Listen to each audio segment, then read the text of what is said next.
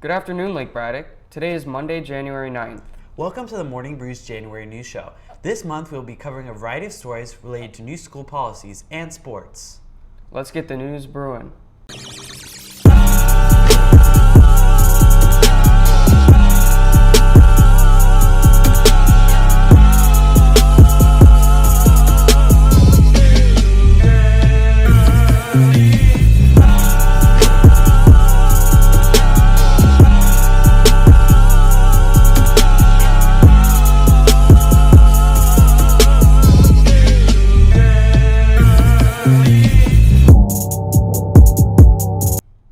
This year, Lake Braddock implemented a new policy regarding students' cell phone usage while in class. Today, we talked to some teachers and students to see what they think of the policy. Beginning of the school year, FCPS introduced a new cell phone policy prohibiting the use of cell phones during classroom instruction in hopes to improve classroom management and etiquette. However, many students and teachers don't know this policy is in effect. So for the cell phone policy, I actually like it in that it helps students focus on what you're trying to do in class, because usually what happens when students have their phones where they can feel it, then as soon as it buzzes, without even thinking, students just grab for it. I feel like people take out their phones anyways, or sometimes teachers let people use their phones anyways. I think one of the good things is that not only does it make students more engaged with the material, but it also forces them to interact with their peers. I think ultimately most teachers don't care as long as the students are paying attention. For me, as long as they have them put away, I'm not that worried about it. This has been Olivia, Michaela, and Tala signing off with the Morning Brew. Do you know that your parents can see what websites you visit during the school day? Recently, a new policy was established that allows parents to request a report on the websites their student is visiting. Let's take a closer look at students and staff's thoughts on this new policy. A new policy introduced in FCPS allows parents to request a weekly report where they can view information about websites their child visits during the school day. We asked students about their thoughts on this new policy. When did this start?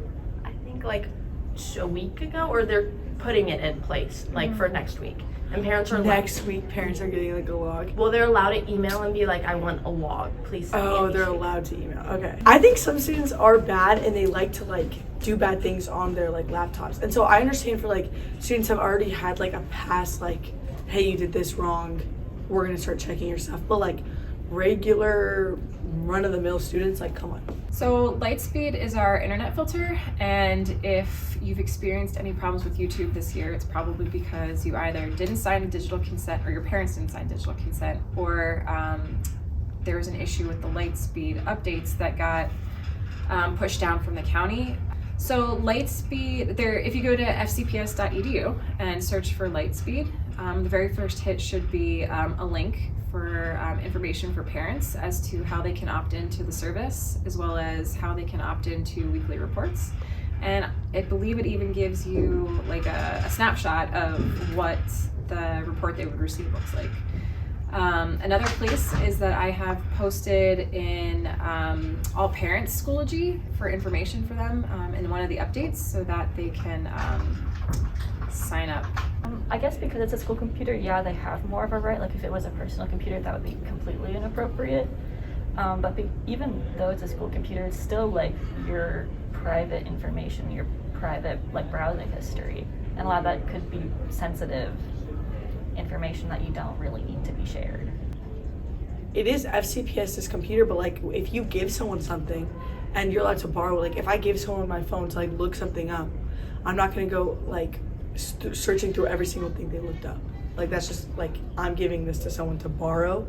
If I like broke the computer or lost it, then maybe they can look at my whole like database. I don't know. This has been Ava Goodman, Cullen Davis, and Peter Benson with the Morning Brew. Another new grading policy created this year, allowing students to turn in late work without being penalized, has prompted teachers to worry about how prepared students will be for college. Let's hear what they have to say. Over the last several years, Fairfax County has instituted new grading policies. This year, you can turn in any work up to 2 weeks past the deadline. This has created a divide between staff and students on turning in work on time. This year, we're not allowed to penalize late work, so there's no incentive for a student to turn in assignments on the assigned due date. I would say in a class of about 30 students, 15 of those students will turn the assignment in on the due date. 10 of them will turn it in within that 2-week window, and about 5 of them will not turn it in at all. I feel like your grade should reflect your character and the work that you put into the class. You earn your grades, they're not given to you. When I go to look at a student who's turned in work and they have hundreds, but they turned it in late almost every single assignment without any penalty, that's not a true reflection of how they're doing in my class. It is a reflection of how good they are at playing catch up. Once they leave Lake Braddock, I think that a lot of them would have a rude awakening, because most colleges, there are no late turn-ins. There are no retakes for tests. The homework is usually required, or at least highly encouraged to do well in. And so I think this is going to affect them as they proceed on to the next level of education. I think that students have a misconception that the more time they have on an assignment, that they'll do better on it. I think that they've just told themselves that I just need more time. If I just have more time, I know I would do better. All of the new grading policies have inflated the grades higher.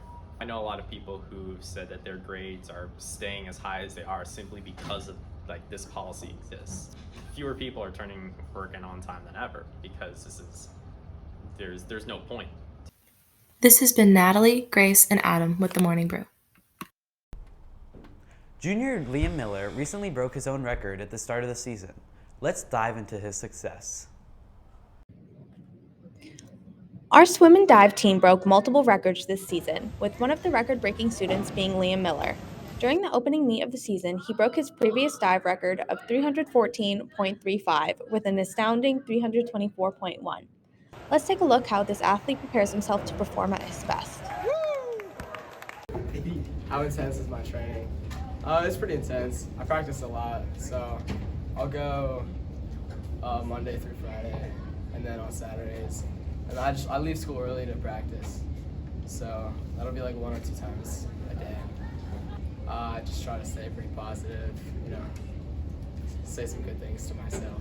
I've always loved the adrenaline that comes with it. My dad got me into the sport, and I have some big role models to look up to, so I just like pushing myself and seeing what I can do. I was pretty happy. I was glad to break it again because it was my previous record, but I broke it again. I was just happy that a lot of hard work had paid off. This has been Caitlin Halloran, Ken Fogarty, and Lindsay Lepovsky with the Morning Brew. Now to sports reporter Cullen Davis for our winter season halftime report.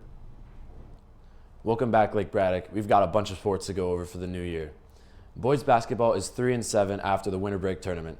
They have their next game tonight at Woodson. Girls basketball is 3-8, and their next game is also against Woodson tonight, but theirs is at home. Swim and Dive's next meet is against Robinson on Friday at Lee District Park. Track and Field has their next meet on Friday in Virginia Beach. Wrestling also has their next tournament on Friday at Stephen Decatur High School in Maryland. There's multiple games, meets, and matches either today or Friday, so go support these athletes if you can. Go Bruins. Well, the news is over. And our cups are empty. See you next time on the Morning Brew.